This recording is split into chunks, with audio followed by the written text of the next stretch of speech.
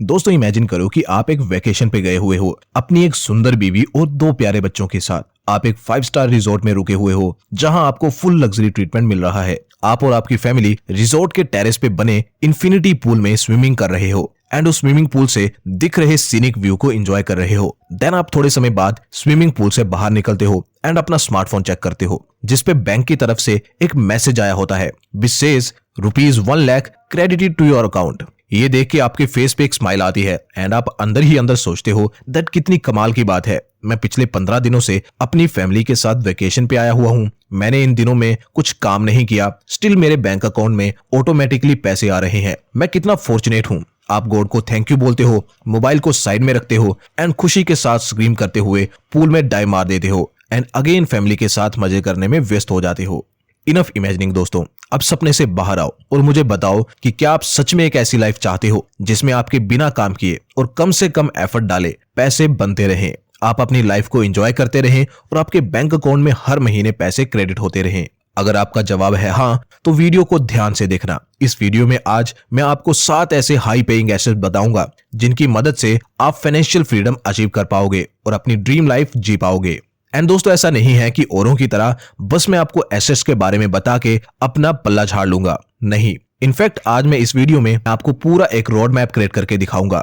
Journey को कैसे start करना है, कैसे चीजों को एग्जीक्यूट करना है और कैसे आप 1 से 2, 2 से 4 और ऐसे ही मल्टीपल एसेट्स बना सकते हो दैट विद लिमिटेड कैपिटल। सब कुछ पॉइंट टू पॉइंट सिखाऊंगा। सो शुरू करते हैं दोस्तों फाइनेंशियल फ्रीडम की अपनी इस जर्नी को। और सबसे पहले फर्स्ट एसेट से शुरू करते हैं जो कि है हाई पेइंग स्किल्स। जर्नी की शुरुआत हमारी होगी किसी ऐसे स्किल को सीखने से जो कि हमें इनिशियली पैसे कमाकर दे सके, क्योंकि इनिशियली एज वी नो सबसे बड़ा चैलेंज कैपिटल को जुटाना ही होता है। तो अगर आप कोई अच्छा स्किल सीख लेते हो तो वो आपको इस चैलेंज को ओवरकम करने में काफी मदद करेगा। और अच्छे स्किल से मेरा मतलब coding, machine learning, web 3.0, crypto mining etcetera जैसी कॉम्प्लिकेटेड चीजों से नहीं है। बहुत सारे ऐसे स्किल्स भी हैं जो सीखने में इजी हैं येट उनकी डिमांड काफी हाई है। Copy writing, video editing, graphic designing, voice over etcetera जैसे मल्टीपल स्किल्स हैं जिनमें से आप कोई भी ऐसा एक स्किल सीख लो जिसमें आपको लगता है कि आप अच्छे हो या अच्छा बन सकते हो। और अगर आप जॉब करते हो या आप स्टडी करते हो तब भी आप साइड बाय साइड इजीली ये स्किल सीख सकते हो। जब आप एक स्किल सीख लोगे तो आपका फाइनेंशियल फ्रीडम की जर्नी का पहला हर्डल आप क्रॉस कर लोगे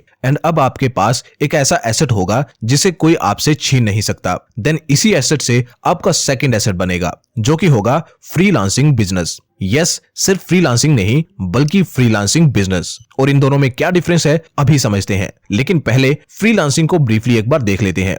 फ्रीलांसिंग में आप अपने स्किल्स सेल करते हो क्लाइंट्स को, जिसके बदले क्लाइंट्स आपको पे करते हैं। जैसे कि फॉर एग्जांपल अगर आप एक वॉइस ओवर आर्टिस्ट हो तो आप अपनी आवाज के बदले क्लाइंट से चार्ज करोगे। क्लाइंट्स आपको किसी एडवर्टाइजमेंट या यूट्यूब वीडियोस में वॉइस ओवर के लिए हायर करेंगे और आप उनसे एक फी चार्ज करोगे जो कि in most of the cases mutually decided होती है। डेफिनेटली शुरुआत में आपको क्लाइंट्स बनाने के लिए हसल करना पड़ेगा। साल 6 महीने के लिए हो सकता है आपको 0 ऑर्डर्स मिले, लेकिन कीप इन माइंड कि हम यहाँ अपना टाइम इन्वेस्ट कर रहे हैं। पैसे इन्वेस्ट करके जल्दी क्लाइंट्स मिल सकते हैं, लेकिन क्योंकि पैसे की शॉर्टेज ही हमारा सबसे बड़ा चैलेंज है सो हम टाइम इन्वेस्ट कर रहे हैं, इसलिए पेशेंस रखना इज वेरी इंपॉर्टेंट। एंड जब आपको क्लाइंट्स मिलना शुरू हो जाएंगे और आपका एक अच्छा खासा क्लाइंट बेस बन जाएगा तब आप इसे एक बिजनेस बनाने की तरफ ले जा सकते हो। आप अपने ही तरह के और स्किल लोगों को फाइंड करो और एक टीम बना लो और फिर इसे ही या तो स्केल कर लो या फिर इसकी मदद से नेक्स्ट एसेट बना लो जो कि है यूट्यूब। यस, यूट्यूब एक बहुत बड़ी एसेट है एंड अगर आप यूट्यूब पे कामयाब हो जाते हो तो आप अच्छा खासा पैसा अर्न कर सकते हो।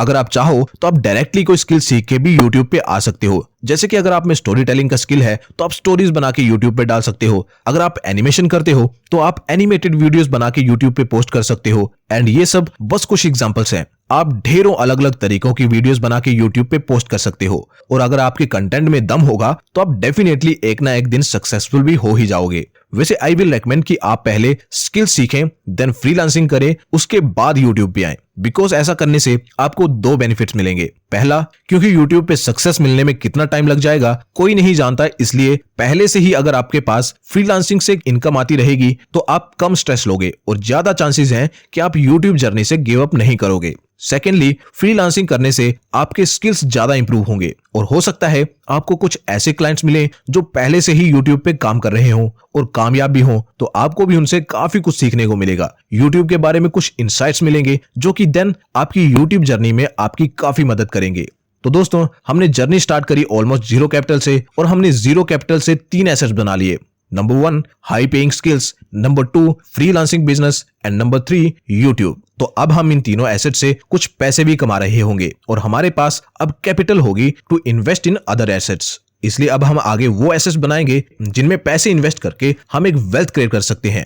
और एक इमेंस वेल्थ क्रिएट करने के लिए अगला एसेट है स्टॉक्स। दोस्तों, अगर आप वेल्दी लोगों को स्टडी करो तो यू विल फाइंड कि उनमें से ज्यादातर लोगों ने अपनी वेल्थ शेयर्स के थ्रू बनाई है। स्टॉक्स को ओन करना काफी इजी है। आपको सिंपली किसी भी ऑनलाइन ब्रोकर के साथ में एक डीमैट अकाउंट खुलवाना होता है और जैसे ही आप एक डीमैट अकाउंट ओपन कर लेते हो, उसके बाद जिस भी कंपनी का शेयर आपको पसंद आता है उसको आप बड़े इजीली खरीद सकते हो। तो अगर आप भी एक वेल नोन और ट्रस्टेड ब्रोकर के साथ डीमैट अकाउंट ओपन करवाना चाहते हो तो मैं लिंक डिस्क्रिप्शन में दे रहा हूं। आप उस लिंक पे क्लिक करके आज ही एक डीमैट अकाउंट ओपन कर सकते हैं।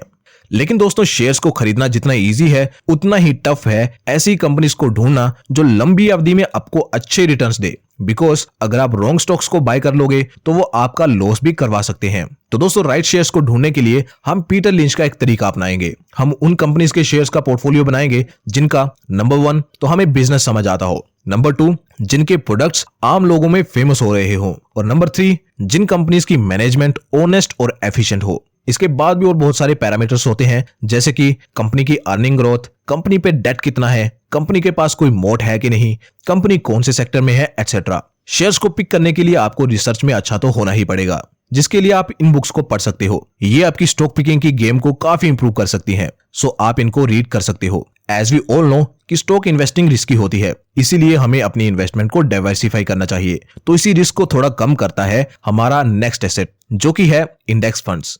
इंडेक्स जैसे कि निफ्टी में हमारे देश की 50 बड़ी कंपनीज आती हैं और इंडेक्स फंड इन्हीं 50 कंपनीज में इनकी वेटेज के अकॉर्डिंग हमारे पैसे इन्वेस्ट करता है।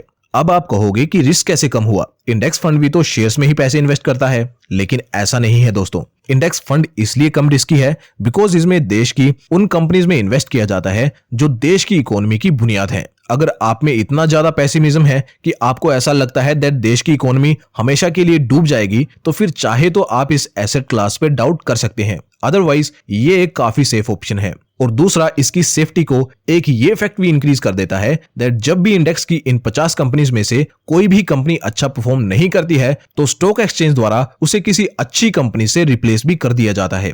तो आप कह सकते हो कि आपके पैसों का इंडेक्स फंड में अच्छा खासा ध्यान रखा जाता है। इंडेक्स फंड से आप 12 to 13% के कंपाउंडेड एनुअल रिटर्न्स को एक्सपेक्ट कर सकते हो over a long period of time. दोस्तों, नेक्स्ट एसेट है रीट्स। स्टडीज दावा करती हैं दैट दुनिया में जितने भी मिलियनियर्स हैं उनमें से 90% मिलियनियर्स रियल एस्टेट की बदौलत ही बने हैं। लेकिन क्योंकि रियल एस्टेट इन्वेस्टमेंट में बहुत ज्यादा कैपिटल रिक्वायर्ड होती है, इसीलिए ये हमारे और आपके जैसे आम रिटेल इन्वेस्टर्स की पहुंच से हमेशा दूर रही है। हमेशा से ये एक एंट्री बैरियर रहा है छोटे इन्वेस्टर्स के लिए। लेकिन अब नहीं, अब एक छोटा इन्वेस्टर विद लिमिटेड कैपिटल भी रियल एस्टेट में इन्वेस्ट कर सकता है एंड वो ऐसा कर सकता है through real estate investment trust, जिन्हें की शॉर्ट फॉर्म में रीट भी कहा जाता है। अगर रीट्स के बारे में समझा जाए तो रीट्स कुछ इस तरीके से काम करते हैं। ये इन्वेस्टर्स से पैसे उठाते हैं, देन उन पैसों से रियल एस्टेट प्रॉपर्टीज खरीदते हैं, फिर उन प्रॉपर्टीज से जो भी रेंटल इनकम होती है उसको शेयर होल्डर्स में डिविडेंड के रूप में डिस्ट्रीब्यूट कर देते हैं। साथ ही प्रॉपर्टी के दाम बढ़ने से भी इन्वेस्टर्स को फायदा होता है। आप रीट से 8% से ज्यादा के रिटर्न्स एक्सपेक्ट कर सकते हो, जो कि एफडी से ज्यादा है। और इससे भी बड़ी बात कि ये पोर्टफोलियो डाइवर्सिफिकेशन के नजरिए से बहुत ही बड़ी एसेट क्लास है। एंड वी ऑल नो कि डाइवर्सिफिकेशन कितनी इंपॉर्टेंट होती है। इसके अलावा भी बहुत सारी एसेट क्लास हैं जैसे कि गोल्ड, बॉन्ड, ईटीएफ्स, क्रिप्टोस एटसेट्रा। लेकिन आई डोंट थिंक कि हर एक एसेट में पैसे इन्वेस्ट करना कोई सेंस बनाता है। मेरे नजरिए में हम ऑलरेडी इनफ डाइवर्सिफिकेशन कर चुके हैं। लेकिन स्टिल अगर आप और ज्यादा सेफ प्ले करना चाहते हैं तो आप गोल्ड या बॉन्ड में भी इन्वेस्ट कर सकते हैं। It's totally your call. Gold के बारे में तो हम सभी जानते हैं, लेकिन ब्रीफली एक बार मैं बॉन्ड को एक्सप्लेन कर देता हूं। आप कहोगे कि ईटीएफ और क्रिप्टोस मैंने क्यों छोड़ दिया? तो ईटीएफ मैंने छोड़ा नहीं, ये बॉन्ड वाले पॉइंट में ही कवर हो जाएगा। और क्रिप्टो इसलिए छोड़ा बिकॉज वॉरेन बफे जैसे कई इंटेलेक्चुअल लोगों का ये कहना है कि क्रिप्टोस की अपनी कोई यूनिक वैल्यू नहीं है और ना ही ये कुछ प्रोड्यूस करते हैं। सेकेंडली, वो इसे करेंसी भी नहीं मानते। और थर्ड, उनका कहना है कि किसी चीज के पीछे इसलिए मत भागो क्योंकि दुनिया भी उसके पीछे भाग रही है। अगर वो आपको समझ नहीं आती तो उससे दूर रहो। And I also believe the same. और इसकी वोलेटिलिटी को देखते हुए मैं कभी भी इसे ना तो ऑन करूंगा और ना ही किसी को सजेस्ट करूंगा। मेरे लिए पीस ऑफ माइंड सबसे इंपॉर्टेंट है। बाय द वे, ये मेरा ओपिनियन है, बाकी जैसे I said, this is totally your call. अभी ब्रीफली बॉन्ड्स को जान लेते हैं। कंपनीज अपने पैसों की जरूरतों को पूरा करने के लिए कई बार इन्वेस्टर्स से पैसे उधार लेती हैं और सिक्योरिटी के तौर पर बॉन्ड्स इशू करती हैं। और दोस्तों, यही एक सिंपल एक्सप्लेनेशन है बॉन्ड्स की। लेकिन अब आप कहोगे कि मैं कंपनी को पैसे उधार क्यों दूं? अगर उसने डिफॉल्ट कर दिया तो मेरे पैसे तो डूब जाएंगे। एंड आपका ये कंसर्न एकदम सही है, इसीलिए राइट बॉन्ड को चूज करना इंपॉर्टेंट होता है। लेकिन दोस्तों, अच्छी बात यह है कि सही बॉन्ड को ढूंढने के लिए आपको ज्यादा मुशक्कत नहीं करनी पड़ती, बिकॉज इंडियन गवर्नमेंट का खुद का भी एक बॉन्ड है, विच इज भारत बॉन्ड। और ये एक ETF भी है, यानी कि स्टॉक एक्सचेंज पे ये ट्रेड भी करता है, विच मीन्स आप इसमें इजीली इन्वेस्ट कर सकते हो। बस आपके पास एक डीमैट अकाउंट होना चाहिए, विच अगेन आप डिस्क्रिप्शन में दिए लिंक से ओपन कर सकते हो। गवर्नमेंट की अश्योरिटी के साथ साथ ये ETF अच्छे रिटर्न्स भी दे सकता है अगर आप इसे इसकी मैच्योरिटी तक होल्ड करते हैं तो। अप्रैल 2032 में ये बॉन्ड मैच्योर होगा और ये 7.31% की यील्ड प्रॉमिस करता है, विच इज अगेन FD से हाई है। तो दोस्तों, ये थे वो 7 एसेट्स जो कि आपको एक वेल्दी पर्सन बना सकते हैं।